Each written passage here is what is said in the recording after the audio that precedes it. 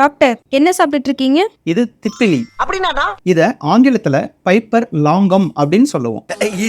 இதனுடைய பெனிஃபிட்ஸை இந்த வீடியோல சொல்றேன். இந்த மாதிரியான ஹெல்த் இன்ஃபர்மேஷனுக்கு இந்த பேஜை ஃபாலோ பண்ணிக்கோங்க. திப்பிலி மூச்சுக்குழாய், சுவாச கோளாறு, ஆஸ்துமா போன்ற நோய்களுக்கு சூப்பர் ஃபுட்.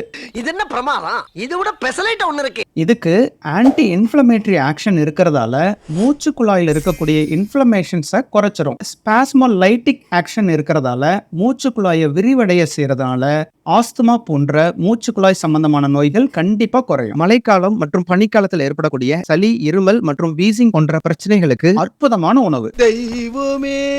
திப்பிலிய வறுத்து பொடி செஞ்சு ரசத்தோடயோ அல்லது சூப்ஸோடயோ சேர்த்து சாப்பிட்டு பாருங்க. அட அட அட. 8 திப்பிலி, ஈரைந்த சீரகம், கட்டுத்தேனில் கலந்துண்ண விக்கலும் விட்டு போகும். வைரமுத்து சொன்னதா? சித்தர்கள் சொன்னதுமா. இவன் வேற என்னை ரொம்ப டார்ச்சர் பண்றான்டா.